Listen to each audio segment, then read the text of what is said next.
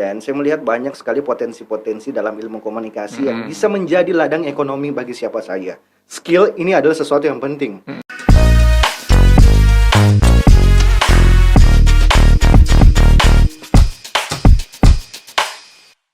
Assalamualaikum warahmatullahi wabarakatuh. Selamat datang di podcast obrolan kekinian Sulawesi Selatan, Orkes by Kabar Kota Sulsel. Saya Usmar Orkes pastinya ya, yang setia mengiringi podcast Orkes ini. Dan untuk kali ini saya kedatangan tamu yang tentu saja ini menjadi inspirasi juga, menjadi seorang anak muda yang bisa dibilang punya banyak prestasi dan juga tentunya di bidang akademisi ya, dan tentu saja inilah yang akan kami perbincangkan untuk siang hari ini di podcast Orkes by Kabar Kota Sulsel.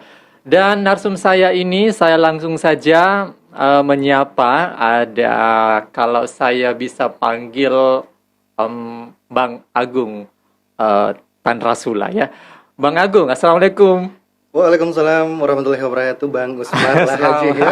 Selamat datang di podcast Orkes. Baik. Obrolan kekinian Sulawesi Selatan. Iya. Bagaimana melihat situasi ataupun kondisi saat ini di sini? Ini tempat yang Bang luar Agung. biasa sekali ya. Dan saya sempat tadi berpikir bahwa bagaimana kalau saya siapkan tempat lain ini. Oke gitu ya. Jadi ada ini ya, ada rencana untuk memindahkan ini ya. Berkolaborasi tempatnya seperti ini. Oke, berkolaborasi ya gitu ya. Oke. Nah, kita akan berbincang nih, berbincang santai terkait dengan mungkin kiprah Om Agung, Bang Agung ya, Tanrasula. Kemarin sempat menjadi wisudawan terbaik nih, wisudawan terbaik di salah satu kampus di Indonesia Timur, dan tentu saja ini menjadi inspirasi ya, dan tentunya kita akan memperbincangkan seperti apa sih pengalaman ataupun kegiatan-kegiatan yang dilakukan di kampus itu, di Unifa ya kalau tidak salah. Universitas Fajar. Fajar Makassar, Oke. Kemarin juga sempat bincang-bincang dengan ketua program studinya nih, ilmu komunikasi pasca sarjana, Dr. Asdar ya begitu. Dr. Asdar ya. Nah, ini kita mau bincang-bincang terkait dengan sebenarnya bagaimana sih bisa menjadi seorang lulusan terbaik komunikasi dan juga meraih wisudawan terbaik di kampus dan juga fakultas seperti itu, Bang Agung. Gimana itu? Baik Bang Usman. Jadi sebelum saya mulai, saya pertama-tama dulu untuk terima kasih kepada orang tua saya, istri saya, juga para dosen yang selama ini luar biasa sekali, karena mereka lah pasti yang membuat saya bisa sampai ke titik ini. Oke. Nah, kalau berbicara tentang kenapa bisa sampai ke titik ini hingga menjadi wisudawan terbaik, saya pikir itu tidak lepas dari yang namanya doa orang tua.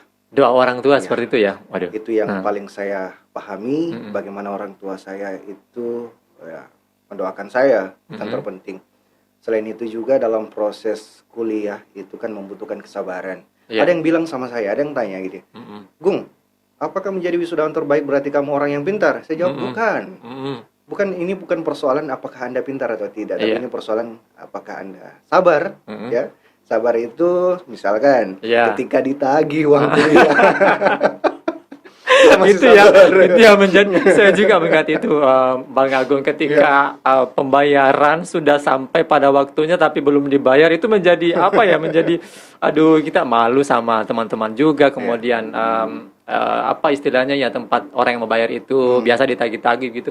Kapan nih bayar ini, padahal ini udah mau final ini. Ya lanjut Om Agung. Bang Agung. Jadi memang sabar ketika sudah ada tagihan.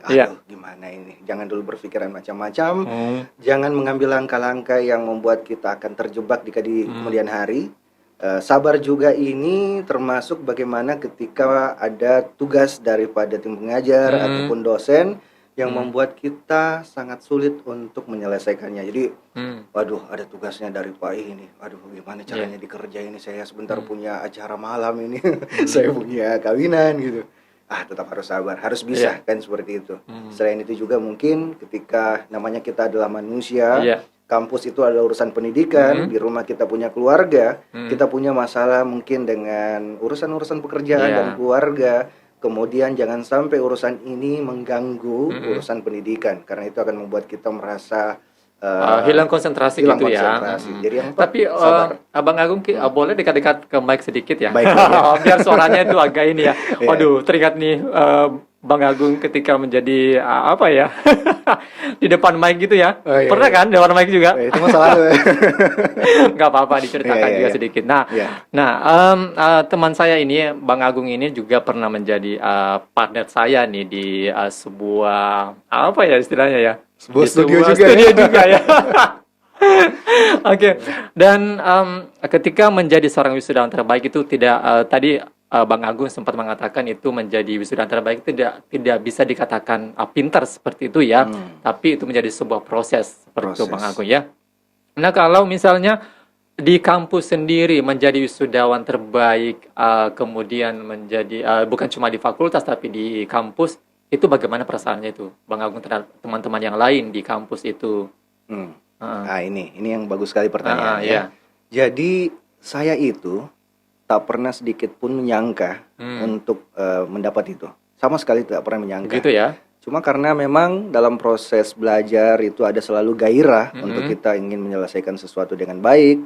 Iya. Bagaimana menjadikan teman tidak hanya sekedar berbicara tentang kompetisi ya, Iya, kompetisi, tetapi juga bagaimana kita berkolaborasi. Iya. Jadi sistem pendidikan itu mewajibkan kita untuk kompetisi.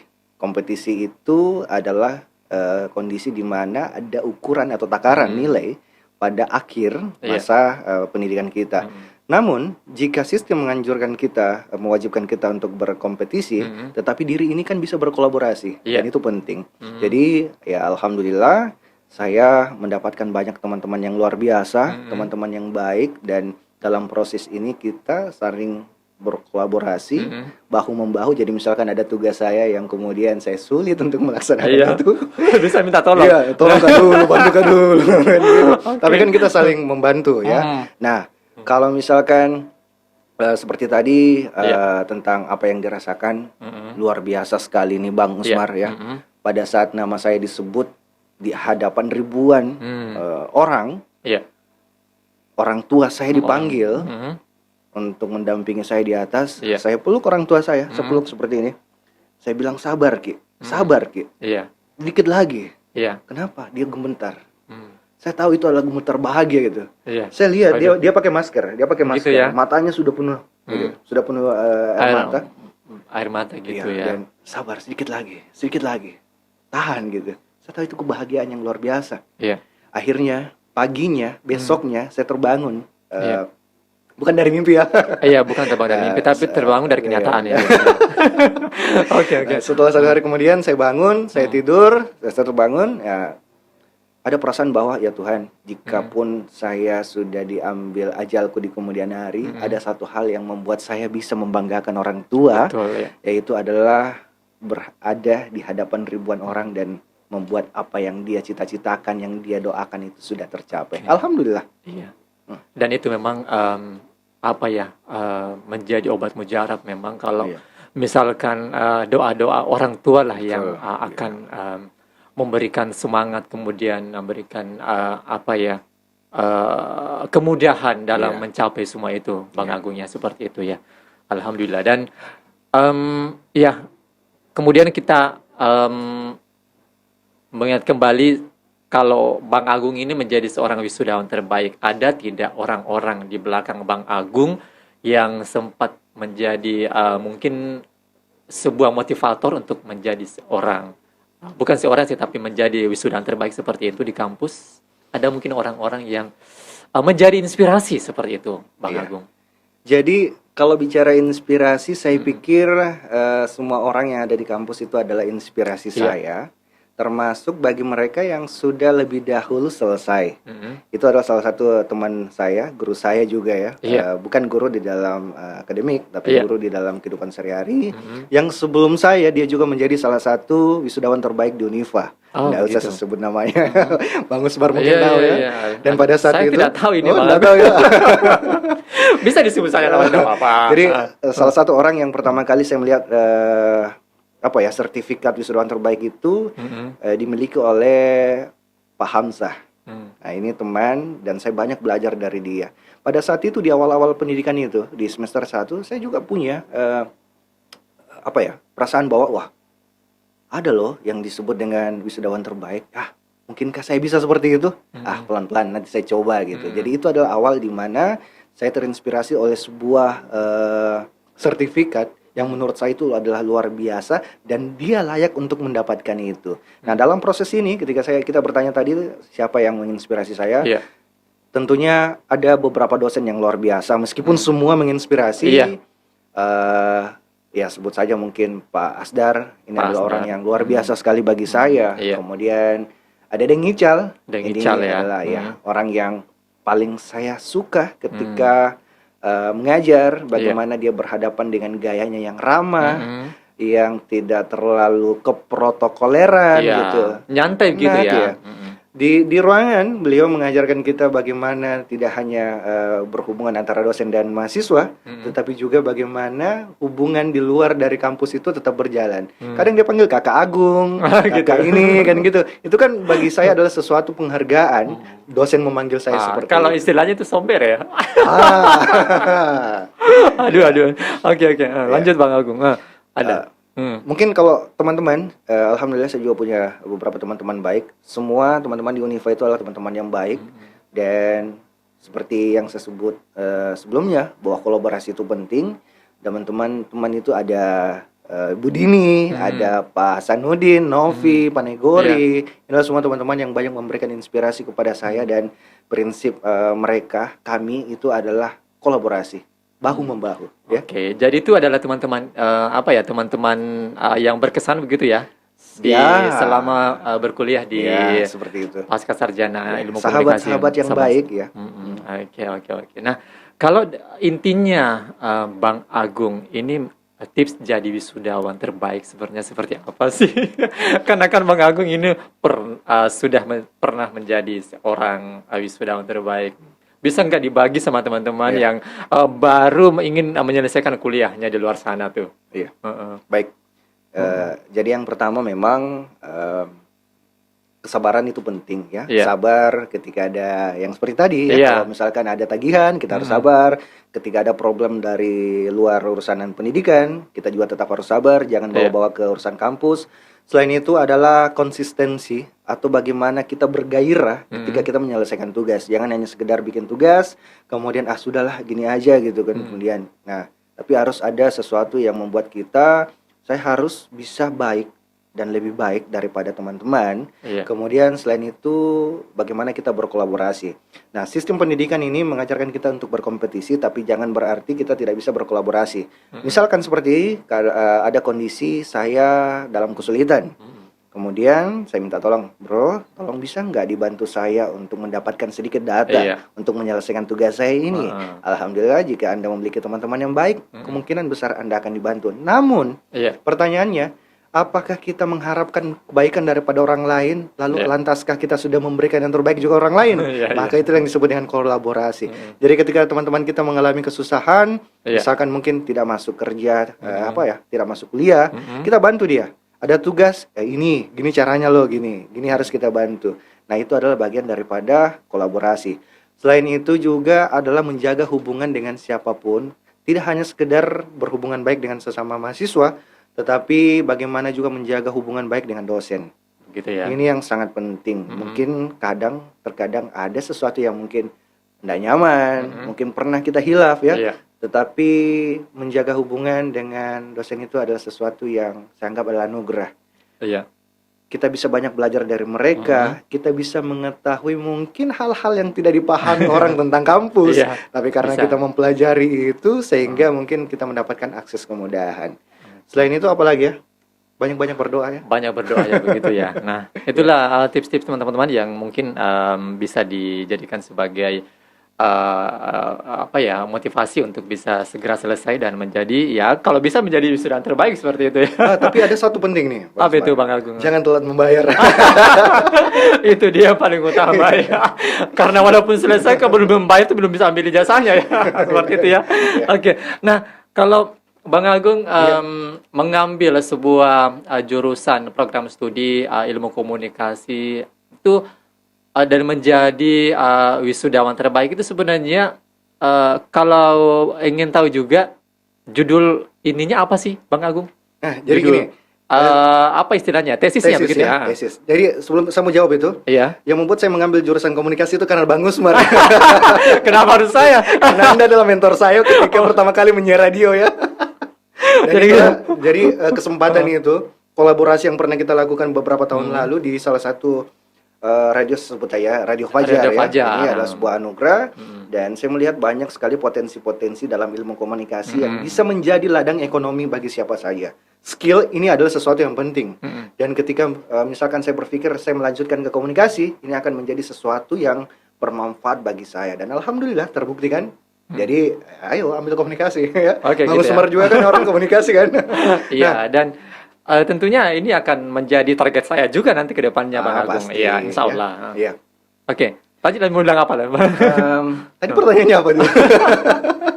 Tadi ambil menjadi wisudawan terbaik, kemudian kita pengen tahu ngambil tesisnya judulnya seperti apa, Bang Agung? Iya. Jadi tesis saya itu menurut penguji dan dosen itu adalah sesuatu yang novelty. Kenapa novelty? Jadi judul tesis saya itu adalah Dramaturgi Komunikasi Politik Deng Ical. Dramaturgi. Jadi dalam proses 8 tahun terakhir subjek penelitian saya ini melakukan proses komunikasi politik dalam bingkai dramaturgi. Jadi apa itu dramaturgi? Dramaturgi ini menurut teori Erving Goffman itu adalah kondisi di mana kehidupan manusia itu layaknya panggung depan dan panggung belakang. Jika dalam komunikasi politik berarti adalah pesan-pesan ataupun tindakan-tindakan yang tujuannya menyampaikan kepada publik ketika berhadapan di depan panggung atau kemudian mempersiapkan itu di belakang panggung. Dan ini yang selama 8 tahun saya mencoba untuk meneliti melalui orang-orang yang menjadi orang terdekat daripada subjek penelitian saya. Oke, begitu ya. Waduh, ternyata itu judul ataupun tesis yang langka ya, seperti itu ya. Kata belum pernah langka ya. Belum pernah diangkat atau sudah ada beberapa yang menjadikan itu sebagai judul tesis. Sebagian besar itu terkait dengan bisnis, ekonomi. Misalkan saya temukan bahwa dramaturgi pengemis gitu, dramaturgi dokter, dramaturgi dosen. Namun ketika berbicara tentang dramaturgi komunikasi politik ini masih sedikit. Yang ada itu dramaturgi komunikasi politik Joko Widodo. Kemudian kalau tidak salah ada pernah saya baca tentang dramaturgi salah satu calon di Sumatera. Kemudian di Unhas juga pernah ada untuk doktoral itu dramaturgi terkait dengan anggaran belanja tentang keuangan seperti itu, Bang Usmar. Oke, aduh, ternyata ini Bang Agung menjadi betul-betul menjadi seorang inspirator gitu ya, menjadi inspirasi bagi kita untuk bisa menjadi meraih gelar pascasarjana dengan menjadi seorang wisudawan terbaik. Dan tentu saja ini menjadi saja termasuk mungkin akan istilahnya ya, menjadi seorang yang bisa mengikuti jejak Bang Agung gitu ya.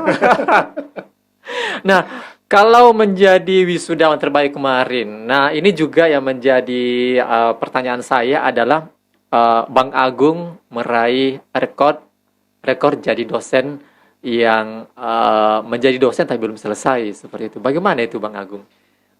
Ini jadi sebenarnya sudah selesai, namun belum wisuda pada saat itu. Tetapi kita sudah melakukan yang namanya yudisium. Jadi setelah yudisium ini kemudian saya mendapat informasi dari teman untuk ditemani ke salah satu universitas. Jadi ceritanya untuk cerita-cerita.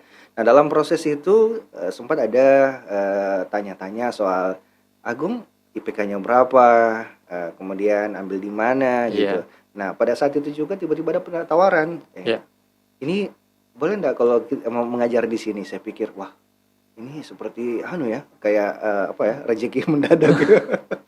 Jadi ya saya bilang pada saat itu alhamdulillah kalau bisa, saya dengan senang hati gitu. Meskipun mungkin sebelumnya memang sudah ada yang menawarkan itu, jika Agung selesai siapa tahu mau mengajar di S1 silahkan. Tapi enggak usah saya sebutkan ya dari kampus mana Bang Usmar ya.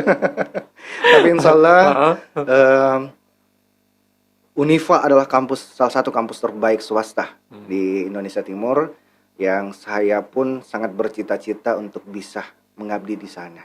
Gitu ya? Sama bagusnya dengan kampus yang sementara saya mengajar saat ini, juga luar biasa sama. Oke. Berarti kalau begitu ada target tidak untuk menjadi atau bisa meraih gelar doktor begitu? Sebenarnya saya tunggu beasiswa dari Bang Usmar. Ada di luar sana beasiswanya, bukan di sini Bang Agung ya. Oke. Jadi kalau target itu insya Allah ada. Saya pikir orang-orang yang sudah masuk ke ranah yang saya geluti saat ini pasti memiliki keinginan itu. Cuma dalam proses ini tentu ya membutuhkan sumber daya yang luar biasa juga. Namun saya kembali berharap didoakan ya Bang Usmar, teman-teman juga doakan saya. Siapa tahu bisa jikodong tuh ya gitu. Iya. Rencananya mau meraih gelar doktornya di dalam atau di luar negeri nih? Saya pikir itu nanti dilihat, tapi kemungkinan di dalam. Impiannya begitu? Impiannya ya enggak terlalu tinggi sih sebenarnya, di dalam saja. Di dalam juga berkualitas seperti itu ya. Yang jelas kemauan ada, begitu kan Bang Agung? Oke, nah kalau Bang Agung kita cerita-cerita nih di saat ini, selain Bang Agung sekarang sudah menjadi seorang dosen nih. Nah, sebelumnya kan Bang Agung juga punya bisnis. Nah, bisnis warkop. Nah, ketika Bang Agung menjadi seorang dosen ini, bagaimana bisa mengatur lagi atau bisa mengatur waktu, menjaga ataupun memanage sebuah warkop dengan mengajar di sebuah kampus, Bang Agung? Baik, jadi yang pertama ketika bertanya soal warkop, orang yang paling luar biasa saat ini adalah istri dan orang tua saya. Jadi pada saat awal warkop ini kami dirikan, di situ saya 100% turun, saya bikin kopi, saya bawa kopi. Dalam perjalanannya ini kemudian ada aktivitas di mana proses saya membuat tesis apa dan sebagainya. Ketika saya sibuk, maka itu digantikan. Maka prosesnya akhirnya yang 100% menurun 80%, 50%, 30%, dan akhirnya kami juga bisa menerima karyawan. Sehingga pada dasarnya manajemen daripada bisnis ini sudah berjalan secara otomatis dan baik. Nah, dalam urusan saya sebagai pekerjaan saat ini ya, dan semoga ini panjang juga, semoga Tuhan memberikan kita kesehatan yang baik. Alhamdulillah istri dan orang tua saya ini lebih banyak yang mengatur warkop. Iya. Dan khusus untuk promosi itu baru saya. Oke. Oh, berarti ini lumayan sudah diurus oleh keluarga begitu ya? Ada begitu. Keluarga yang amankan ya. Jadi kita aman-aman ini mau ke sana ini. Oh silakan. Oke, buat teman-teman yang kameramen juga yang mau kita ngopi-ngopi nanti di mana? Di Kopi Lihaku. Kopi Lihaku. Jalan Mapodang. Jalan Mapodang ya, begitu. Oke. Nah, Bang Agung, saya kira ini kita cukup apa ya? Sebenarnya kita masih banyak bincang-bincang ini sebenarnya ya. Kita lanjut. Oke, tapi kalau untuk nantinya selain ingin menjadi dosen, Bang Agung, kira-kira profesi yang lain yang bisa Bang Agung mau kerjakan? Apakah cuma mentok di dosen aja begitu? Ini boleh saya jujur ya? Boleh. Saya ingin menjadi bagian daripada podcast ini. Boleh. Iya, karena ya saya tidak pungkiri sih seperti itu Bang Agung, karena Bang Agung ini adalah Bang Agung ini adalah pernah menjadi partner saya juga di sebuah radio seperti itu, dan ini bahkan menjadi seorang menjadi seorang penyiar radio yang banyak diminati. Bukan begitu ya Bang Agung ya?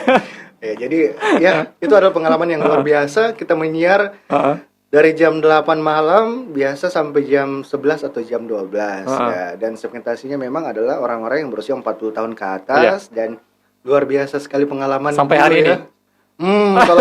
Kalau hari ini 40 tahun ke bawah.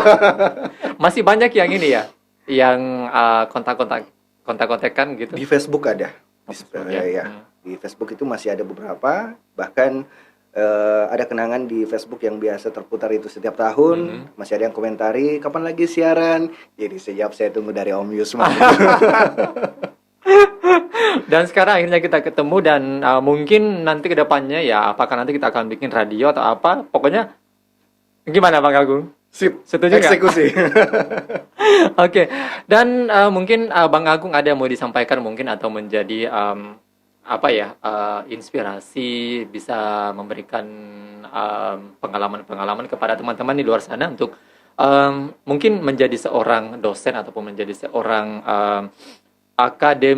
akademisi ya seperti itu, bisa memberikan sedikit wejangan-wejangan seperti itu Bang Agung. Iya.